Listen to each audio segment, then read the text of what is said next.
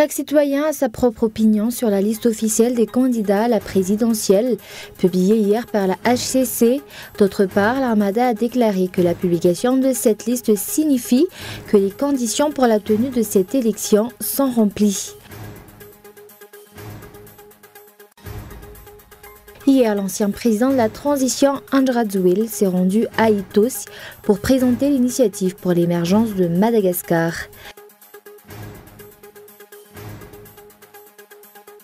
Attaque au couteau attrape, le groupe État islamique le revendique, 2 morts et l'assaillant a été abattu.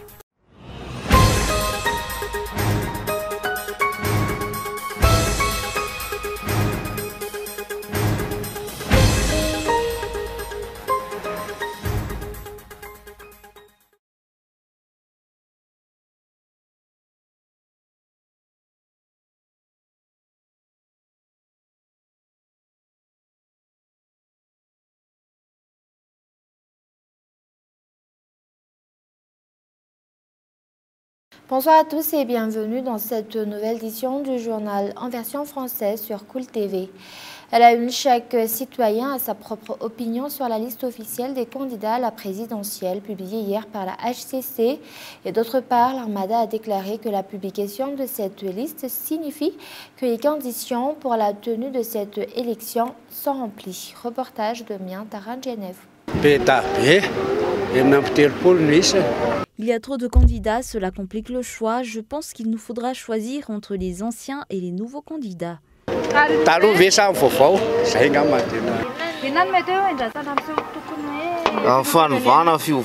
Nous attendons un changement de la part du prochain chef d'État. Pour nous, les transporteurs, nous n'avons constaté aucun changement depuis.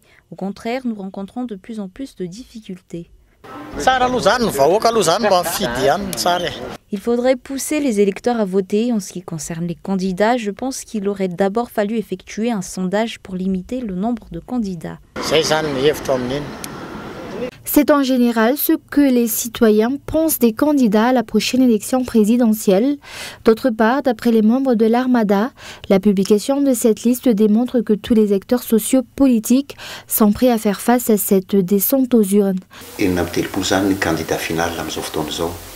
Finalement, il y a 36 candidats en course pour la présidentielle. Cela prouve que le peuple malgache est convaincu de la nécessité de l'élection.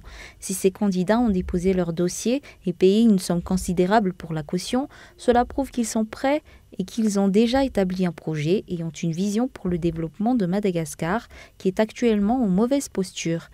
Si ce n'est pas le cas, le candidat qui n'est pas prêt à servir le pays devrait se retirer.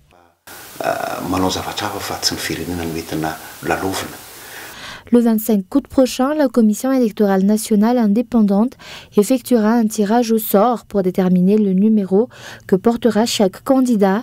La campagne électorale sera ouverte officiellement à compter du 8 octobre. Pour rappel, sur les 46 dossiers de candidature reçus par la Haute Cour constitutionnelle, seuls 36 ont été retenus. Hier, l'ancien président de la transition, Andrade s'est rendu à Itos pour présenter l'initiative pour l'émergence de Madagascar. Madagascar a besoin de patriotes prêts à se battre pour son pays, a-t-il déclaré. Reportage d'Henri Florian. Hier, dans l'après-midi, le président fondateur de l'IEM, Andrade s'est rendu à Itos. De nombreux habitants du secteur sont venus à sa rencontre. Ces derniers se sont surtout plaints du mauvais état des infrastructures routières et des bouchons, ainsi que la hausse du tarif de l'électricité, des problèmes d'eau potable, mais surtout de l'insécurité. D'après Andrade, l'initiative pour l'émergence de Madagascar a été élaborée dans le but de régler ces problèmes. Nous donnerons des 4x4, des motos. Dans les zones rurales, nous fabriquerons une maison avec tout le confort nécessaire pour les commandants de brigade, mais à condition qu'ils interviennent au maximum 30 minutes après chaque appel pour un cambriolage, un vol de zébus ou tout autre acte de banditisme. Si ce n'est pas le cas, ils seront directement renvoyés de leur poste. Je prévois de rétablir la discipline. Je suis stricte lorsque je travaille. Il est prêt à conclure un pacte avec la population pour assurer le développement de la grande île. Il a également souligné que le pays a besoin d'une personne prête, éprouvée, jeune et patriote. Il tira rapidement Madagascar du mauvais pas grâce à l'IEM.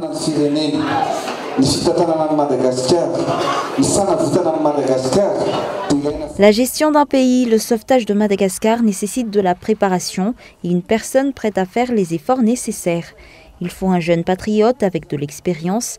Si 46 personnes ont déposé leur dossier de candidature pour cette élection, un seul s'est vraiment montré prêt, puisque c'est la HCC a ouvert le dépôt de dossier de candidature, qui a été le premier à soumettre sa candidature. Je ne me suis pas préparé à diriger en 2009, mais aujourd'hui, en toute humilité, je peux déclarer que je suis prêt. Une personne prête à sortir la grande île de la situation critique dans laquelle elle se trouve, c'est justement ce dont la population a besoin. Et actualité économique, de nombreux points doivent encore être améliorés dans le secteur de la pêche, d'après un responsable au niveau du ministère de la Pêche. Parmi ces points se trouve le domaine de la gestion. Reportage de Mien Taranjanev. 7,1% du PIB de 2007 provient de la pêche et pourtant ce chiffre aurait dû être plus élevé si les conditions pour le développement du secteur de la pêche à Madagascar étaient remplies. Malgré le fait qu'aucun rapport n'a été publié concernant le marché extérieur de l'exportation depuis le début de l'année, selon les opérateurs, la production de crevettes a été plutôt satisfaisante. D'après les informations que nous avons reçues, il n'y a eu aucune baisse de production. Cette dernière ne peut donc pas être qualifiée de mauvaise puisque les opérateurs exploitent directement les crevettes. En ce qui concerne les temps, c'est le début de la saison. D'autre part, de nombreux points doivent être améliorés au niveau du secteur de la pêche selon le ministère de la Pêche. Actuellement, le ministère tente d'améliorer la gestion et l'écosystème, notamment l'écosystème de mangrove. Nous faisons en sorte de protéger ce dernier afin que cela n'ait pas d'impact négatif sur la pêche.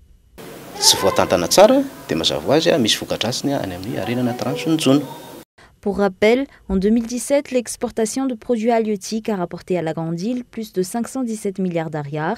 Les crevettes, les crabes, les thons sont les plus exportés par Madagascar. Jusqu'à ce jour, la production de Madagascar ne couvre pas la demande provenant de l'étranger ni le marché intérieur, d'après les opérateurs. Outre cela, la formation des 200 fonctionnaires transférés au niveau de ce ministère a débuté ce jour. Le ministre de la Fonction publique et de la Réforme de l'administration a effectué une visite inopinée au niveau de l'École nationale d'administration de Madagascar. Cette visite a eu pour but un suivi de la correction des copies du dernier concours d'admission au poste de fonctionnaire qui a eu lieu en fin juillet. Dans le but de lutter contre la corruption et garantir la transparence des concours publics aujourd'hui, le ministre de la Fonction publique et de la Réforme de l'administration a effectué une visite inopinée au niveau de l'École nationale d'administration de Madagascar. Une visite effectuée au moment de la correction des épreuves écrites du concours effectué à l'ENAM au mois de juillet dernier. Nous faisons tout pour suivre de près la correction et les notes des candidats à cet examen afin que cet examen soit transparent. Cela va être difficile, mais c'est possible. Il serait vraiment dommage que certaines personnes qui ont travaillé très dur pour réussir ce concours soient déçues parce qu'elles n'obtiennent pas de résultats positifs puisqu'elles n'ont pas d'argent et pas de relations. Si nous atteignons notre objectif, cela va donner une lueur d'espoir pour l'avenir du pays. Pour rappel, 2830 candidats ont participé à ce concours et seuls 195 d'entre eux seront admis. Le suivi des corrections est donc important pour garantir la transparence de ce concours. Et avant de passer aux actualités internationales, actuellement, les habitants des 4 coins de la Grande Île se plaignent de l'insécurité. C'est le cas par exemple des habitants de la commune d'Ambatumvar dans le district de Pechuk. Ce mois-ci, dans cette commune, 20 personnes ont perdu la vie et 600 ébus ont été volés suite aux attaques de Daalu. De nombreux foyers ont également été brûlés et ainsi, les habitants lancent un appel au gouvernement afin qu'il considère la situation de cette commune et agisse en conséquence. Et place maintenant aux actualités internationales. L'attaque au couteau à Trappes. Le groupe État islamique le revendique. Bilan 2 morts et l'assaillant a été abattu. Reportage de France 24. Le quartier pavillonnaire de Trappes est entièrement bouclé. La confusion règne. Un homme armé d'un couteau vient de s'en prendre à plusieurs personnes. L'assaillant tue sa mère et sa sœur avant de s'en prendre à un passant grièvement blessé. Puis l'homme se retranche dans un pavillon de la rue Camille Claudel avant d'en sortir couteau à la main. La police l'abat. On a juste entendu un petit coup de feu, puis après tous les hélicoptères et les camions de police et tout ça, quoi. Donc ça a été depuis ce matin très tôt quand même. Pour l'heure, peu d'informations sur l'assaillant. Il s'appelle Kamel S, a 36 ans, aurait déclaré une entreprise de chauffeur VTC. Son ami d'enfance l'a vu avant-hier. Depuis sa séparation, il ne le reconnaissait pas. Ces derniers temps, en effet, il paraissait être l'ombre de lui-même. Si quelqu'un l'aurait surveillé ou quoi, l'aurait ramené stabilisé à l'hôpital psychiatrique, je pense qu'on aurait pu éviter ça. C'est monté on ne sait pas qu'est-ce qui s'est passé ce matin. Il a pété un plomb pour tuer sa mère et sa sœur. Beaucoup d'interrogations subsistent. S'agit-il uniquement d'un différend familial ou avait-il des motivations terroristes? Il était connu de la justice et de la police. Il était fiché au FSPRT, connu pour des faits d'apologisme du terrorisme. Et donc c'était plutôt un côté, on va dire, de déséquilibre. Opportunisme ou pas, Daesh a revendiqué cette attaque. Et l'avenir des enfants Rohingyas en question, l'UNICEF met en garde sur le sort des plus jeunes au sein de cette minorité musulmane opprimée en Birmanie et parle de générations perdues. Reportage. Comme chaque matin, ils sont nombreux devant cette salle de classe de l'UNICEF, l'un des rares centres éducatifs non religieux parmi les 1200 présents dans le camp de réfugiés de Cox's Bazar au Bangladesh, pour transmettre les bases d'écriture, de lecture et de calcul à près de 140 000 enfants Rohingyas. Mais ici, faute d'investissement et de perspectives d'avenir, l'école s'arrête à 14 ans. Dans un récent rapport, l'Agence des Nations Unies pour l'enfance s'inquiète d'une possible génération perdue. Nous parlons vraiment du risque de perdre toute une génération d'enfants Rohingyas, pas seulement à cause du demi-million d'enfants côté Bangladesh de la frontière, mais aussi ceux restés en Birmanie. L'UNICEF va donc investir davantage dans l'éducation à long terme des jeunes Rohingyas et souhaite également harmoniser les programmes des centres. Reste un problème de taille. Pour éviter une fixation des réfugiés Rohingyas, les autorités bangladaises refusent d'offrir un enseignement en bengali, ce qui n'encourage pas les jeunes à étudier d'après l'agence. Le Fonds des Nations Unies pour l'enfance déclare avoir besoin de près de 15 millions de dollars pour mener à bien cet effort en faveur des jeunes Rohingyas, un an après que près de 700 000 membres de cette minorité musulmane ont fui les persécutions en Birmanie. Et avant de se quitter, je vous rappelle les grands points de ce journal. Chaque citoyen a sa propre opinion sur la liste officielle des candidats à la présidentielle publiée hier par la HCC. Et d'autre part, l'Armada a déclaré que la publication de cette liste signifie que les conditions pour la tenue de cette élection sont remplies.